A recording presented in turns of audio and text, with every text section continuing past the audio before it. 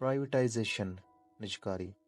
मोहम्मद ज़ुबैर के वालिद गुलाम उमर फ़ौज में मेजर जनरल थे। ज़ुबैर साहब एमबीए के बाद कॉरपोरेट वर्ल्ड में दाखिल हुए और आईबीएम के मिडल ईस्ट और अफ्रीका के चीफ ऑपरेटिंग ऑफिसर बन गए। 2012 में मुस्लिम लीग नून ज्वाइन की और 2013 की हुकूमत में निजकारी कमीशन और बोर्ड ऑफ इन्वेस्टमेंट के चेयरमैन और सिंध के गवर्नर बन गए। ये पनामा केस, मियां नवाज शरीफ की सज़ा और फिर जलावतनी के दौरान जनरल बाजवा और जनरल फैज़ हमीद से राब्ते में थे और बतौर एलची काम करते रहे। पैगाम रसानी के इस अमल में इनका सियासी कत्ल हो गया और पार्टी ने इन्हें अमलन कॉर्नर कर दिया। मोहम्मद ज़ुबैर ने जनरल बाजवा और मियां नवाज शरीफ के राब्तों से मुतल्लिक कुछ हक़ाइक़ बयान किए। मोहम्मद ज़ुबैर का कहना था, मैं निजकारी कमीशन का चेयरमैन था तो $1 बिलियन की निजकारी हुई।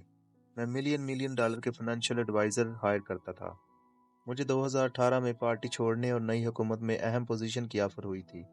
मुझे कहा गया था, तुम गवर्नर भी रह सकते हो और नई हुकूमत में अहम पोर्टफोलियो भी ले सकते हो, लेकिन मैंने साफ इनकार कर दिया। गवर्नर की हैसियत से मेरे जनरल साहब से ताल्लुकात थे। यूँ मैं 27 अगस्त 2020 को इनसे मिला। मैं मियाँ साहब का पैगाम लेकर इनके पास गया था। मुलाकात का दौरानिया 4 घंटे था। मियाँ साहब और मरीम नवाज पर पाबंदी थी। इनकी तस्वीर, आवाज़ और खबर तक मीडिया पर नहीं चलती थी। मैंने जनरल बाजवा को समझाया, रियासत ने शेख मुजीब से लेकर बेनज़ीर भुट्टो तक ये पाबंदियां लगाकर देख लीं। क्या नतीजा निकला? सिर्फ मुल्क का नुकसान हुआ। इस बार भी इन पाबंदियों का सिर्फ मुल्क को नुकसान होगा।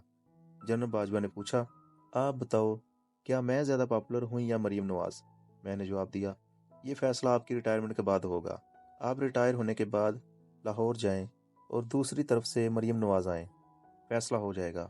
जनरल बाजवा बार बार कह रहे थे, मरीम नवाज की कोई गुंजाइश नहीं, और मैं जवाब में कहता रहा, ये फैसला करने वाले आप कौन होते हैं? बहरहाल मेरी कोशिश रंग लाई और मियां नवाज शरीफ और मरीम नवाज को स्पेस मिल गई। मरीम साहबा की खबरें चलना शुरू हो गईं और 20 सितंबर 2020 को पीडीएम बन गई। मैंने मियां नवाज शरीफ को मुलाकात की तफसील से मुतला किया था। मुझे इसके बाद जो बताया गया वो पैगाम लेकर 7 सितंबर 2020 को दोबारा आर्मी चीफ से मिला और इस मरतबा जनरल फैज़ हमीद भी मीटिंग में मौजूद थे। ये मुलाकात भी तवील थी और इसमें भी बहुत कुछ तय हुआ। आप बाद के तमाम वाक़यात देख लें। मेरी मीटिंग 7 सितंबर को हुई, पीडीएम 20 सितंबर को बनी और फिर इमरान खान की हुकूमत दिन ब दिन कमज़ोर होती चली गई। मरीम नवाज ने 23 सितंबर को इस्लामाबाद हाई कोर्ट के बाहर कह दिया था, सियासी फैसले जीएचक्यू की बजाय पार्लियामान में होने चाहिए। और फिर मियाँ साहब ने 16 अक्टूबर 2020 को गुजरावाला में तकरीर की। इनसे मसाइल पैदा हो गए। ये खबर DGI SPR ने 23 सितंबर 2020 को ARY पर बीपर देकर रिलीज की थी। अरशद शरीफ मरहूम को 7 बजे खसूसी तौर पर स्टूडियो में बिठाया गया। डीजी का टेलीफोनिक इंटरव्यू हुआ और इन्होंने मेरी दोनों मुलाकातों की तस्दीक कर दी। ताहम ये हकीकत है, सितंबर 2020 के बाद मेरे मियाँ साहब से ताल्लुकात ख़राब हो गए थे। मुझसे शहबाज शरीफ ने भी कहा था, आपने हमारे साथ गलत बयानी की थी। मेरा जवाब था, मैं इतनी लंबी मीटिंग में नोटिस नहीं ले रहा था। मैंने जो बताया अपनी याददाश्त की बुनियाद पर बताया, लिहाजा अल्फाज का हेर फेर हो सकता है, लेकिन मफहूम वही था। मुझे बुरा लगा क्योंकि मैं उस वक़्त मियाँ साहब और मरीम नवाज साहबा का तर्जमान था जब पार्टी के तमाम तर्जमान भाग गए थे। कोई शख्स पार्टी को डिफेंड करने के लिए तैयार नहीं था। मुझे 2017 में जनरल नवीद मुख्तार ने बुलाकर कहा था, तुम लोग मरीम नवाज के साथ फौज के खिलाफ मीडिया सेल चला रहे हो। मैं इस वक्त गवर्नर था। मैंने इन्हें बताया था, हमारी पार्टी के लोग टॉक शोज में जाते हैं, हम इसके लिए तैयारी करते हैं। हमारे मीडिया सेल में फौज के खिलाफ कोई बयानिया नहीं बनता। मुझे इस वक्त भी तोड़ने की कोशिश की गई थी। असद उमर मेरा भाई है, ये PTI में था। डॉक्टर आरफ अलवी और अली जैदी मेरे पुराने दोस्त हैं। हम इकट्ठे पले बड़े हैं। 2018 में जब तब्दीली आ रही थी तो तब्दीली लाने वालों और इन दोस्तों ने मुझे लंबी चौड़ी ऑफर्स दी, मगर मैंने माजरत कर ली।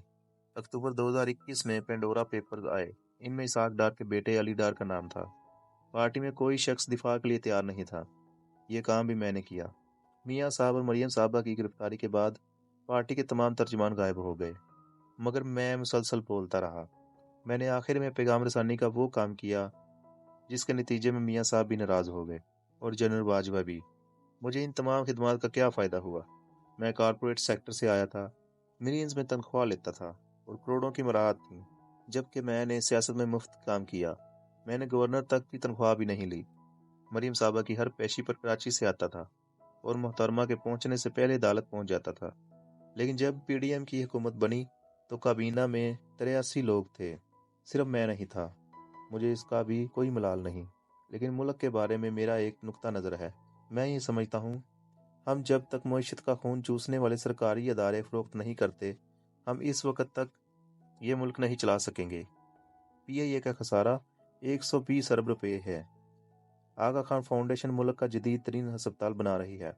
اس کی لاگت 60 ارب روپے ہے، جبکہ پی آئی اے 120 ارب روپے پھونک دیتی ہے۔ کیا مجھے اس پر بات نہیں کرنی چاہیے؟ نجکاری ہمارے دور میں مکمل ہونی چاہیے تھی، نہیں ہو سکی، اور اگر یہ اب بھی نہیں ہوتی تو پھر ہم دلدل میں دھنستے چلے جائیں گے۔ کہا جاتا ہے سیاست میں پڑھے لکھے لوگ نہیں آتے۔ ہم 3 آئے تھے۔ ملک کا سب سے کامیاب سی ای او اسد عمر آیا، میں بھی آیا، اور مفتاح اسماعیل بھی آیا۔ ہمارے ساتھ کیا ہوا؟ ہم تینوں سیاست سے باہر ہیں، جبکہ وہ لوگ جو پڑھ سکتے ہیں، نہ لکھ سکتے ہیں اور نہ بول سکتے ہیں، وہ سب ترقی کرتے جا رہے ہیں۔